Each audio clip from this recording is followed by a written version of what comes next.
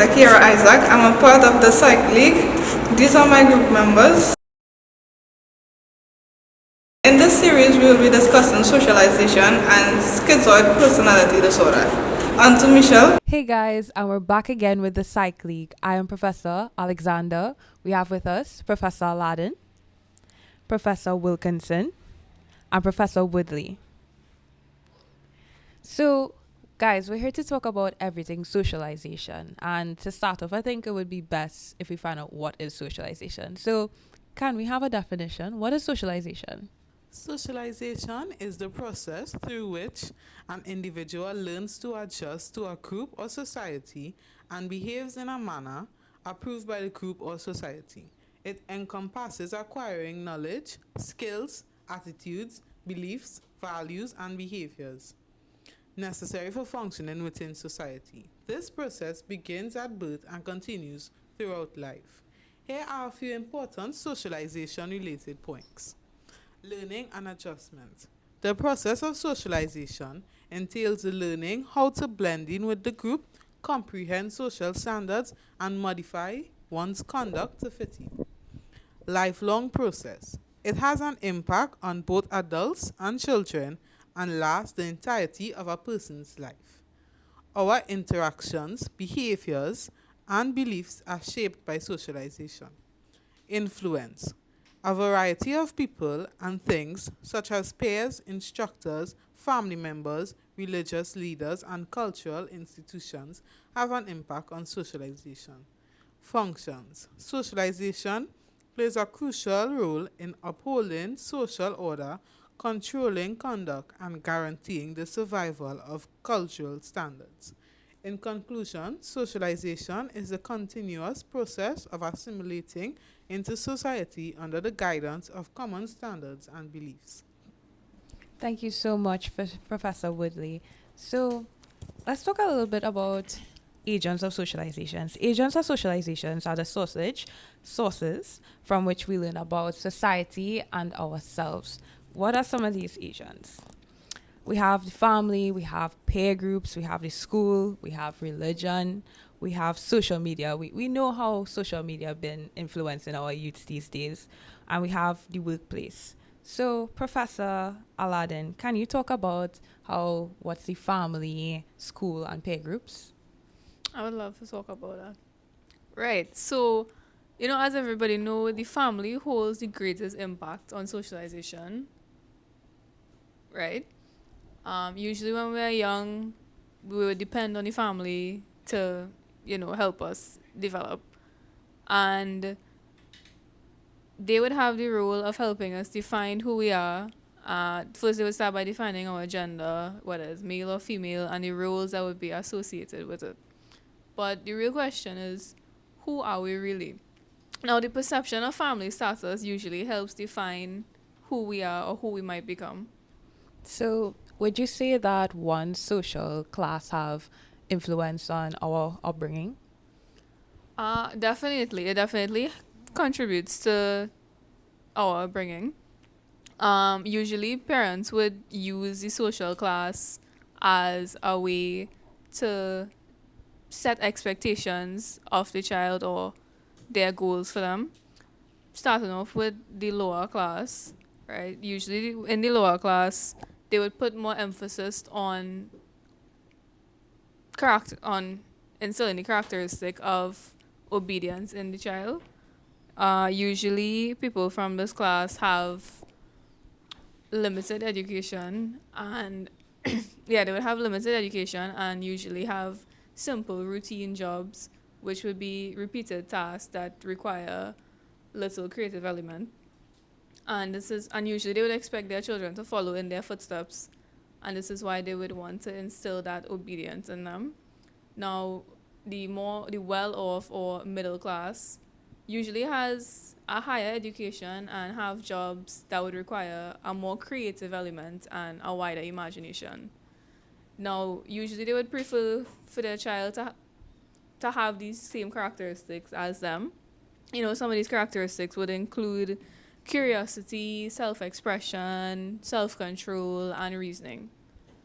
So we know that school is one of the agents. Why would you say that school is an agent of socialization?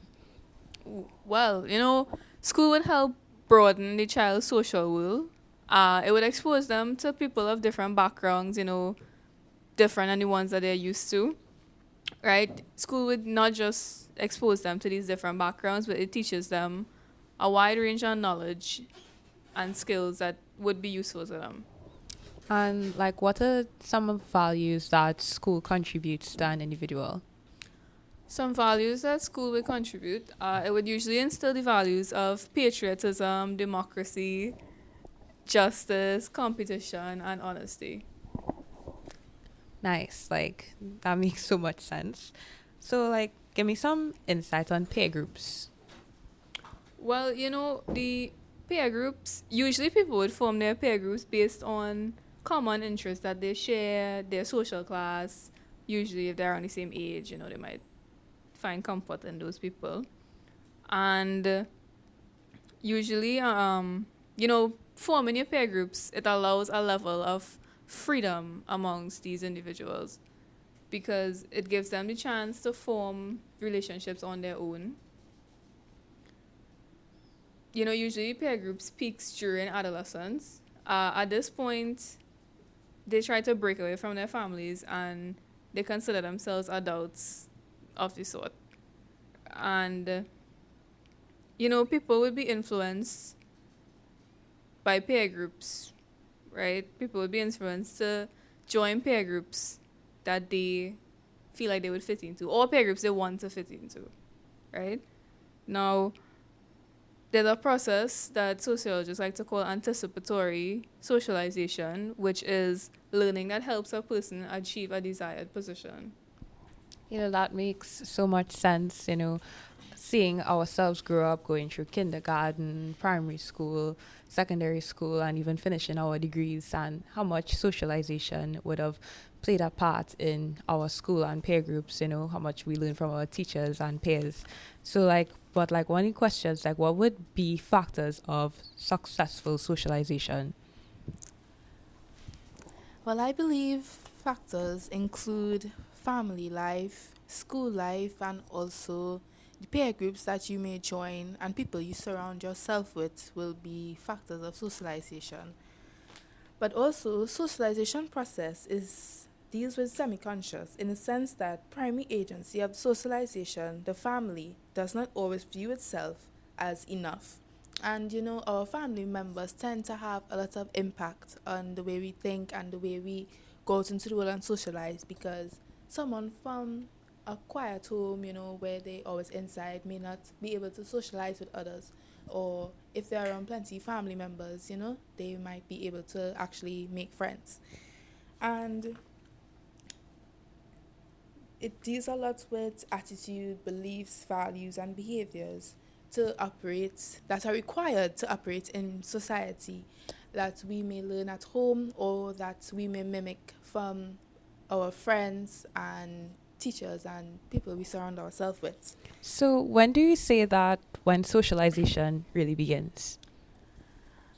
I would say socialization begins immediately at birth and it stops at death, obviously. But at birth, we get accustomed to our parents, then we go on into daycare, preschool, and secondary school. We learn to interact, there are other activities that we may surround ourselves, well, our parents will put us in, hobbies and probably churches, dance groups, those kind of stuff to help us advance our socialization skills. So that was amazing. So now we'll have Zakia. She's currently not here with us in the physical, but she's online with us, and she'll be speaking a bit about parenting. Hi, my name is Zakia Hamlet, and I would be speaking on the parental influence in socialization. Now, parental influence immensely shapes a child's socialization journey. From the earliest stages, parents serve as a guide in language acquisition, providing the fundamental skills necessary for effective communication and interaction. Parental relationships serve as a critical model influencing children's understanding of interpersonal dynamics and laying the groundwork for their future relationships. Through the establishment of boundaries and rules, parents teach children about social norms and expectations. Parents also play a key role in facilitating children's initial social interaction, providing opportunities for them to develop essential skills like cooperation and empathy. Using moral instruction and modeling ethical behavior, parents instill values that guide children's interactions with others while serving as a primary role model for shaping attitudes and behaviors through their actions. Um, Additionally, parents reinforce and discipline children, so that also contributes significantly to the development of healthy and unhealthy behavior, together with understanding social norms. Parents, lastly, influence gender typing, shaping children's understanding of gender roles and identities through socialization practices and reinforcement of stereotypes. Overall, parental influence on socialization is essential, and parents play a very important role in shaping children's development. They lay the foundation for their integration into society. Um, so, acknowledging the significance of their influence emphasizes the importance of fostering supportive, inclusive family environments that nurture healthy social development and contribute to building a more passionate society. So, guys, that was such an amazing session. And if we didn't know anything about socialization, now we know. So, guys, thank you so much for having us, the team, the Psych League.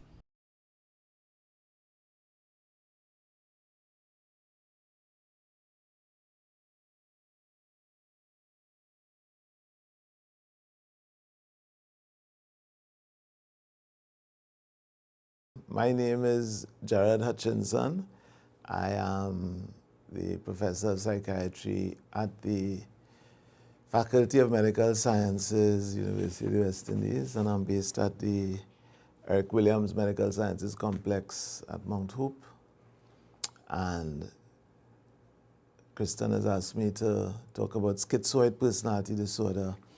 Before I talk about schizoid personality disorder specifically, though, I think it's important to understand the concept of personality disorders and by extension the concept of personality. So your personality is the set of behavioral traits that define you, that over time come to configure what people and what you yourself would appreciate as a fairly good representation of yourself. And this ideally is supposed to be something that helps you adapt to the environment, give you the skills and the temperament to adapt to the challenges that life generates, as well as to determine the kind of path you should proceed on in order to fulfill oneself. So personality disorders arose out of a sense that for some people these behavioral traits are not fully adaptive, and some of them are in fact maladaptive, and therefore counter the very reason that it is necessary to have a personality. So these traits that constitute personality disorders make the person or make the individual with them less adaptive and therefore less able to manage the challenges of life. In terms of the diagnoses, the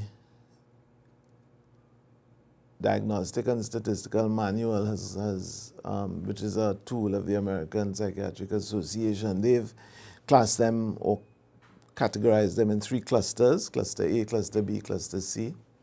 The cluster A personality disorders are schizoid, paranoid,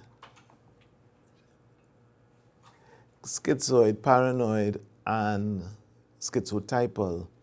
And as I said initially, I've been asked to talk about schizoid specifically. So in schizoid personality disorder, the name, first of all, arises out of its connection to schizophrenia. Some would argue that is a flawed connection, perhaps an unnecessary one, but the three cluster A personality disorders all are, if you will, derived from the ideas related to schizophrenia, which would be that people, their perception of reality is not consistent with what reality actually might be or is. And in schizoid personality disorder, the individuals tend to be very isolated. They are usually very solitary characters. They tend to engage in solitary activities. They are very antagonistic toward social activities and interacting with other people, even when those people might be family members. So as a result, they tend to be very quiet. They tend to not talk very much. They tend to not be very expressive. So their affect tends to be kind of blunted. And generally, they are easily irritated by situations where there are crowds, where there's noise, where their sensory stimulation might be increased. So as a result, they tend not to go out very much.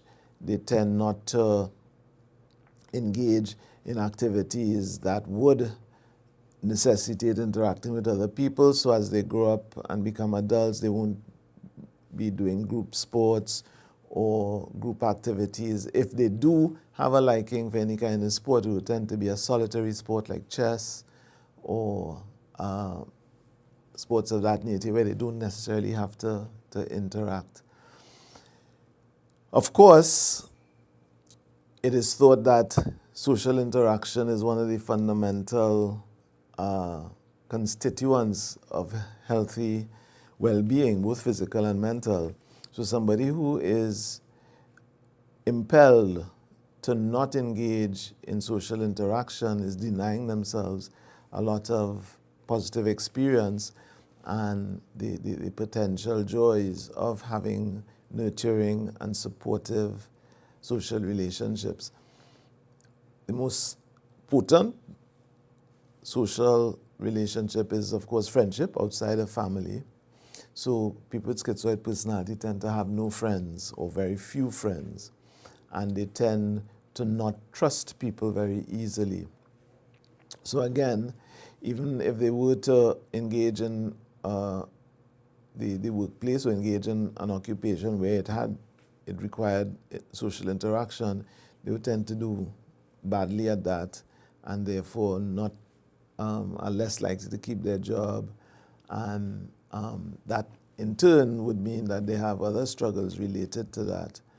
Similarly, because they're not keen to engage with other people, if they're not self-sufficient, they tend to struggle in terms of the activities of daily living because they are not willing to engage in reaching out to people or to going out to shops, especially where they might meet crowds, or going out to buy food and things like that. So they really can become totally isolated, and in so doing, become really caught up with what's going on in their heads. And when that happens, that can cause them to distort reality because they're not in the social environment testing reality and trying to understand how reality works. So therefore they develop their own image and likeness of it and tend to live in that world. So anything that disrupts that world tends to be very stressful.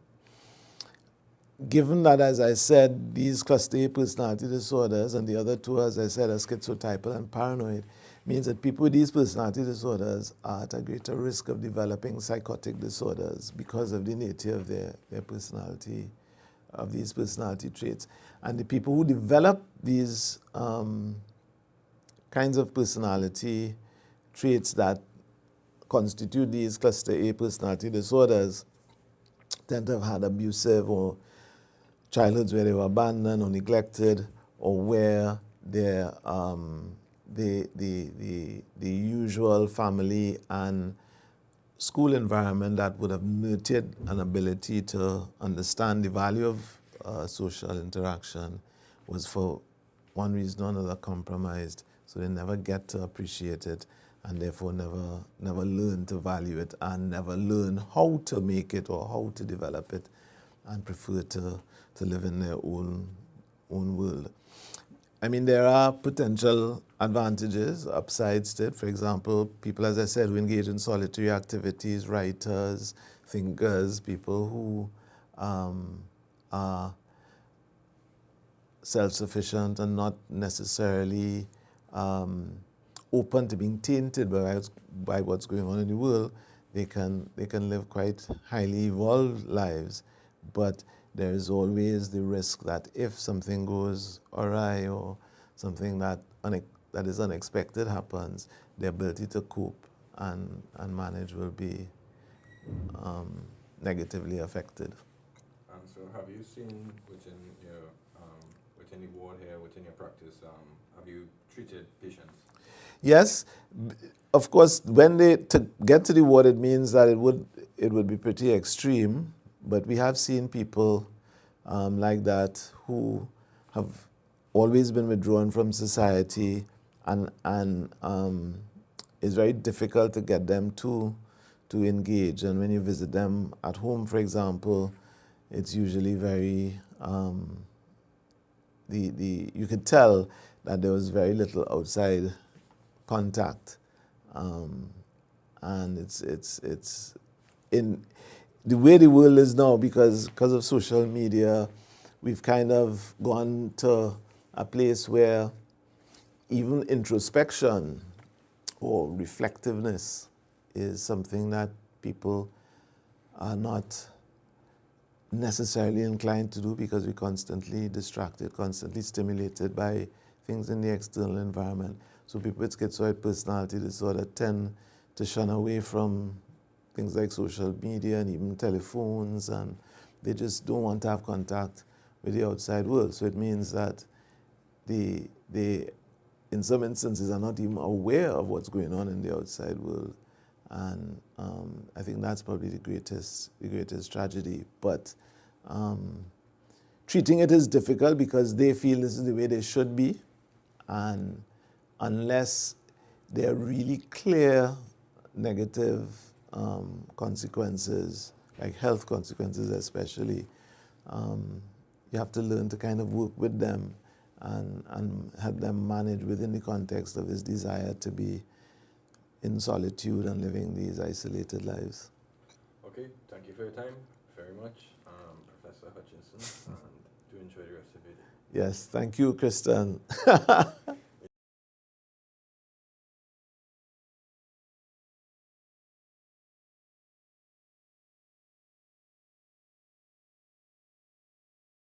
I did not notice until I was diagnosed. The most challenging aspects living with schizophrenia day to day is maneuvering through life. Again, not knowing reality through what is not. Sometimes most of my hallucinations would have been through hearing a lot of voices, persons calling me, and some of them would have presented themselves in a person speaking to me or people speaking to me that I would have had no idea that they were not there. In my head, it seemed real. Schizophrenia has affected most of my relationships. I don't have any active friendships. I maintain relationships with my family members. Um, but even in the relationships with my family members, there's a lot of stigma. There's a lot of stigma attached to it. People treat it as if you are totally insane and would not, there's no hope or no help for you. Because of the stigma that it has, I have had difficulty building relationship, and also I don't have the zeal to build it. I don't have the motivation, I guess, to build the relationships. Um, just it isn't as important to me as it is to everyone else. I think the diagnosis helped me understand, everything that I was experiencing. It placed stuff into perspective. Um, My treatment plan right now is through medication as well as therapy. I do art therapy, which has helped a lot in um, going over my trauma, uh, rehashing it, developing new coping mechanisms. And right now, my medication that was prescribed to me, it works very well. The only side effect is that it caused me to be very drowsy, but I take other medication with that to combat that side effect. But my medication, it took a really long while to get something that works for me, but I can say now this is something that really works, and I enjoy it, and it has helped a lot with all of the symptoms.